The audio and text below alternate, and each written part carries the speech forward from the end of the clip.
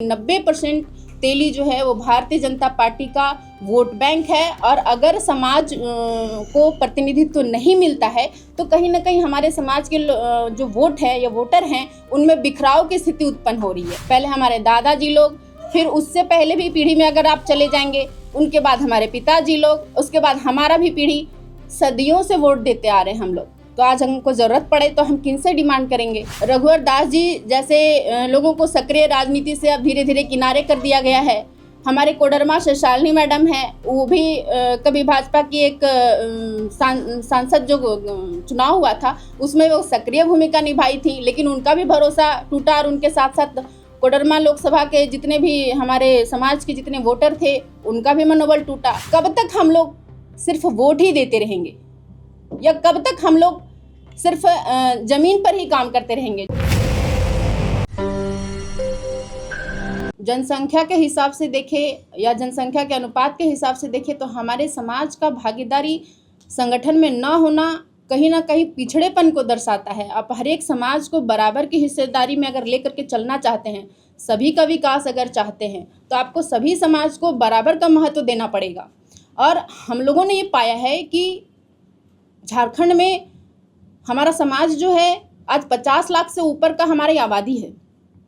और अगर आप नज़र घुमा के देखेंगे तो हमारा भारतीय जनता पार्टी में जो संगठन है, प्रदेश का संगठन हो या जिला का संगठन हो, कहीं भी हमारे समाज के लोगों को प्रतिनिधित्व तो उस अनुपात में नहीं मिला।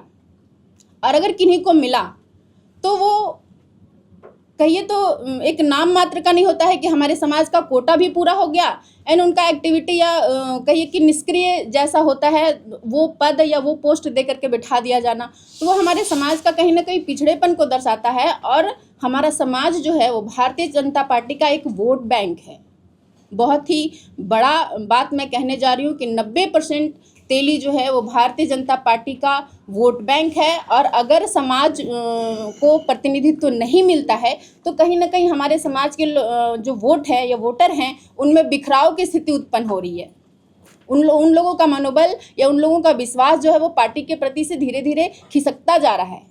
इसीलिए मैं भारतीय जनता पार्टी से सभी वरिष्ठ नेतृत्वकर्ता से आज हम लोगों ने विज्ञापन दे करके ये निवेदन किया है कि हमारा जो जनसंख्या है, हमारा जो वोट बैंक है, उसको आप समेटने का प्रयास करें, ना कि बिखेरने के लिए आप हम लोगों को मजबूर करें। कब तक हम लोग सिर्फ वोट ही देते रहेंगे या कब तक हम लोग सिर्फ ज़मीन पर ही काम करते रहेंगे? जो ज़मीनी कार्यकर्ता है, मैं अपने बारे में ना कर रही हूँ या मैं हम लोगों ने जिस तरीके से आज प्रतिनिधि आप लोगों के माध्यम से हम लोग जो अपनी बात को पहुँचाना चाह रहे हैं, तो हम लोगों का ये बिल्कुल भी मकसद नहीं है कि किसी व्यक्ति विशेष को, हमारे समाज के जो कार्यकर्ता आपके पार्टी में वर्षों से कार्य कर रहे हैं, जो उस योग्य हैं, आप उनको जगह दें, यही मैं विनती करना चाहती हूँ।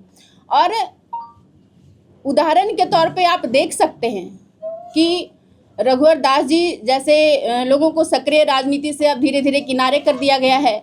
हमारे कोडरमा से शालिनी मैडम है, वो भी कभी भाजपा की एक सांसद जो चुनाव हुआ था उसमें वो सक्रिय भूमिका निभाई थी, लेकिन उनका भी भरोसा टूटा और उनके साथ साथ कोडरमा लोकसभा के जितने भी हमारे समाज के जितने वोटर थे उनका भी मनोबल टूटा और वो लोग भी धीरे धीरे करके कहीं ना कहीं भारतीय जनता पार्टी अपना वोट बैंक खो ना दे। इसलिए हम लोग आग्रह कर रहे हैं कि हमारा समाज जितना वोट देता है उस अनुपात में आप अपने संगठन में हमारे समाज को जगह दें, प्रतिनिधित्व दें। लोकसभा और विधानसभा में कितने सदस्यों को टिकट मिला है भाजपा की तरफ से? हमारे समाज के बारे में पूछ रहे हैं जी।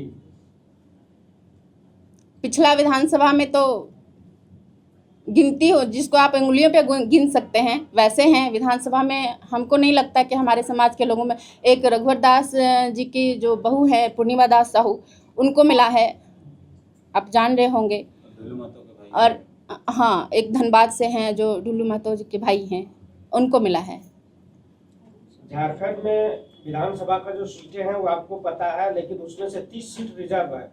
ST/SC मिलाकर 30 सीट रिजर्व है, ठीक है। उसके बाद जो सीटें बचती है कितनी प्रतिशत आपको चाहिए भाजपा की तरफ से? देखिए, ओबीसी में जितनी जातियां आती हैं उसमें हमारा जाति एक बहुत महत्वपूर्ण स्थान रखता है, तो हम ये तो नहीं चाहेंगे कि जितने भी बचे हैं वो सारा का सारा हमें ही चाहिए, क्योंकि ओबीसी में और भी जाति आते हैं। लेकिन जिस अनुपात में हमारा जाति या हमारा समाज वोट करता है उस अनुपात में तो हमको चाहिए। भाजपा से क्यों चाहिए? क्योंकि देखिए, मैं आप लोगों से कहना चाहती हूँ कि आप लोग को भी अगर पैसे कहीं जमा करते हैं 10-10 रुपया करके या 20-20 रुपया करके 1000 रुपया करके कहीं जमा करेंगे, तो जब आपको ज़रूरत पड़ेगा तो आप कहाँ से मांगेंगे? जहाँ जमा करेंगे, जाहिर सी बात है। तो हमारा समाज आज नहीं, पीढ़ी दर पीढ़ी, पहले हमारे दादाजी लोग, फिर उससे पहले भी पीढ़ी में अगर आप चले जाएंगे, उनके बाद हमारे पिताजी लोग, उसके बाद हमारा भी पीढ़ी, सदियों से वोट देते आ रहे हैं हम लोग। तो आज हमको ज़रूरत पड़े तो हम किन से डिमांड करेंगे? शालिनी जी तो जेएमएम में चली गई, उनके भी पिताजी उनके दादाजी वोटर होंगे, तो वही आप लोग जेएमएम क्यों नहीं चले जाते? तो मैं तो पहले ही आपको बता चुकी हूँ कि धीरे धीरे हमारे समाज के लोगों का भरोसा उठता जा रहा है, लोगों का मनोबल टूटता जा रहा है। और जैसे जैसे हमारा समाज राजनीतिक चेतना से ऊपर आ रहा है, राजनीतिक चेतना जागरूक हो रही है लोगों के मनों में, तो वो लोग अब धीरे धीरे समझ रहे हैं कि हम लोगों को कहाँ जगह मिलेगा, जहाँ मान सम्मान मिलेगा। क्योंकि राजनीति अब विचारधारा की लड़ाई नहीं रह गई, जिसको देखे जहाँ अपना स्कोप समझ में आ रहा है वो वहाँ जाने की कोशिश कर रहे हैं। तो हम लोग कब तक बांध के रखेंगे? इसलिए मैं भारतीय जनता पार्टी से ही उम्मीद करती हूँ कि जिस अनुपात में हमने आपको वोट दिया है उस अनुपात में आप हमें सम्मान दें।